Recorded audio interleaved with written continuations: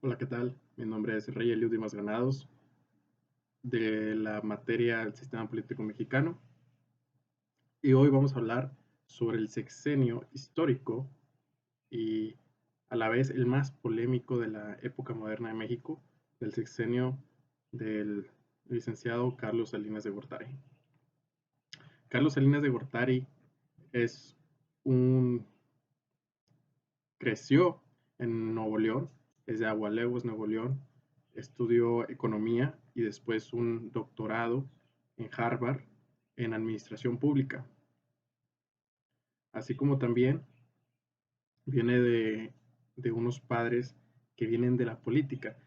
Su madre fue la primera mujer economista de la historia moderna de México, mientras su padre era un allegado al poder de los años 60, incluso llegó a ser secretario de Estado, incluso en algún momento compitió para ser el elegido por el dedazo para ser el presidente de México, cosa que no pasó y eso mismo provocaría que él proyectara en sus hijos el deseo de llegar al poder. Pero vamos a remontarnos al sexenio en sí. Primero, en 1988 el país venía de una crisis económica y social muy grave, una devaluación del peso que no paraba y con un presidente, Miguel de la Madrid, que implementaba el nuevo modelo de los tecnócratas, el modelo neoliberal. Sin embargo, este modelo neoliberal no había llegado a su punto máximo, lo cual llegaría hasta en ese entonces el presidente Salinas. ¿Qué pasaba en 1988? Había una gran tensión en el ambiente, había una gran incertidumbre sobre quién iba a ganar. Se percibía que había dos oposiciones muy fuertes, por una parte del mando conservador, los empresarios, los norteños, con Manuel Cloutier, un empresario activista social de toda la vida, y por otra parte el ingeniero Cuauhtémoc Cárdenas, que por el mismo nombre pesa, y un radical del Partido Revolucionario Institucional, que al no ser elegido por Miguel de la Madrid como director de Pemex, crea esta corriente revolucionaria, por así decirlo, valga la redundancia, en el partido y, y provoca el Frente Nacional Democrático, el FDN.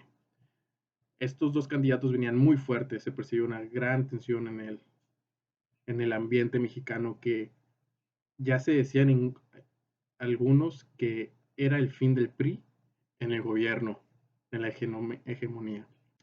Sin embargo, en 1988 eso no pasó. Sorprendentemente, a cuenta oficial de la entonces Secretaría de Gobernación, la cual era llevada a cabo por Manuel Bartlett, el actual secretario, el actual funcionario público director de la CFE, quedó ganando después de 2 semanas de un intenso conteo y de mucha polémica el presidente Carlos Salinas de Gortari por un amplio margen de alrededor de un 20% contra el ingeniero Cárdenas y un 30% en contra de Manuel Glutier. El, este hecho provoca o fue apañado, esta victoria, más por la tensión y la presión que sufría la gente por querer un cambio ya. Y más porque la Secretaría de Gobernación, al momento de contar los votos, la noche en que empezaron a llegar las más cercanas casillas a la Secretaría de Gobernación, que en ese entonces era el Distrito Federal, el cual ganó por un amplio margen y el PRI ya lo tenía previsto, el ingeniero Cárdenas, al momento de ir dando los votos y contando, se cayó el sistema, por así decirlo, la cual se dejó de comunicar cómo iban los votos en vivo, por así decirlo, y se recuperó hasta el día siguiente, donde el presidente Salinas, cuando empezaron a llegar los votos de las regiones más alejadas del país, fue tomando a la delantera. Así que este es, en pocas cuentas, el error de diciembre. Ya en el poder o siendo presidente electo, para no generar una inestabilidad, la oposición llegó a negociar con fuera de la Secretaría de Gobernación y de toda la ley electoral, la estadía del poder de Carlos Salinas, incluso el mismo Cuauhtémoc Cárdenas llegó a ir a Los Pinos para negociar con Carlos Salinas de Gortari y Manuel Cloutier igual, así como los presidentes de ambos frentes y partidos, para generar estas leyes que ellos tenían arrastrando por años para que se aplicaran y que se aplicara un nuevo modelo o un nuevo sistema electoral confiable, lo cual sí se aplicó, y otras demandas que tenía la oposición que sí fueron escuchadas, en su mayoría, no se puede decir todos. Para generar legitimidad, el presidente Salinas tuvo que, desde el primer día, dar una visión diferente al país, convencer y tratar con todos los rincones del país, hacer aliados con hasta los que no se imaginaban, y, y en esto se basaba su proyecto de nación. Tenía 4 o 5 ramos súper importantes. En el ámbito social, su bandera, que incluso llegó a dar miedo incluso hasta el mismo PRI, era el programa Solidaridad. Comités participativos en cada una de las colonias rurales o populares del país, en todos los municipios, en todos los estados, que suplían desde piso parejo, desde drenaje, desde comida, desde seguridad. El programa Solidaridad no solo daba los recursos a la gente, sino también otorgaba dignidad a las familias para que puedan vivir de una manera prometedora, para que se puedan progresar más. Este programa Solidaridad se formaba por comités de solidaridad en cada una de las localidades del país. Imagínate, 50,000 comités de solidaridad.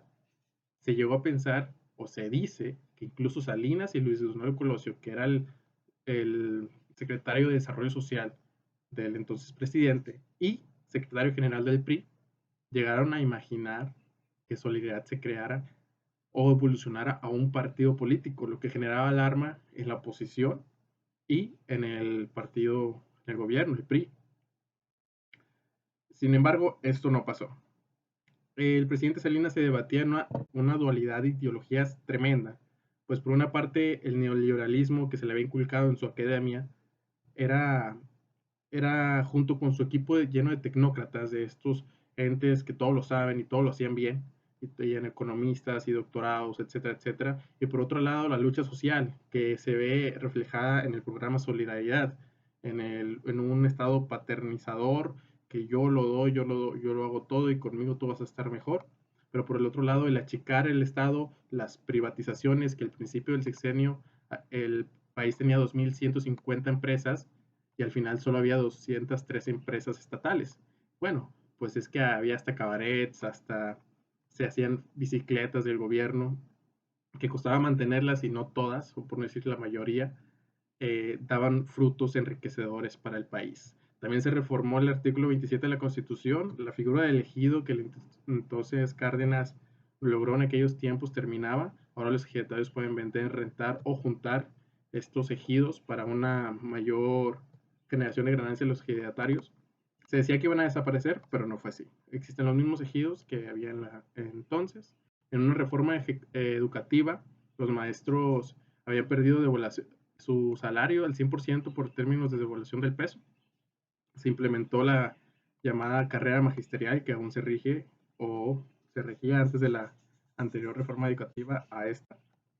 Y también se cambió el líder de los sindicatos de maestros, que se alzó contra esta iniciativa. Al día siguiente renunció casualmente y entró al poder la maestra Elba Gordillo.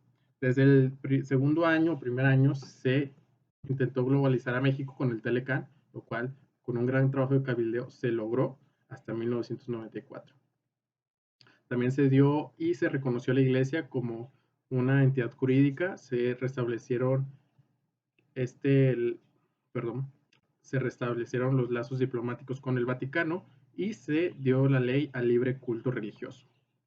Se hizo la reforma electoral, se creó el IFE, se crearon los conteos rápidos, se crearon las encuestas de salida, el PREP, y se dejó que el PAN ganara libremente en Baja California, que hasta Salinas lo felicitó al entonces gobernador. De 1994 podemos hablar de muchas cosas, e incluso podríamos hablar horas enteras y un documental de esto, pero aquí lo resumimos. La firma del Telecán, pero al mismo tiempo el levantamiento armado en Chiapas por parte del EZNL, el asesinato del cardenal Posadas, que dejaba ver que el narcotráfico era muy poderoso en el país, el asesinato del candidato presidencial Luis Donaldo Colosio, que llevaría a la misma ruina al presidente con Cedillo, el asesinato de Francisco Ruiz Maceo, secretario general del PRI, que daba al mundo lo que en verdad era México y lo que se intentaba ocultar, y la devaluación del peso al final del año con el llamado error de diciembre, en el cual los dos gobiernos, el entrante y saliente, se echaban las culpas. Podemos decir muchas cosas, pero en datos, el libre mercado y de opinión personal debe ser prioridad sin dejar a un lado la calidad social y el progreso social de las personas que no tienen las mismas oportunidades que otros sí tienen. Muchas gracias.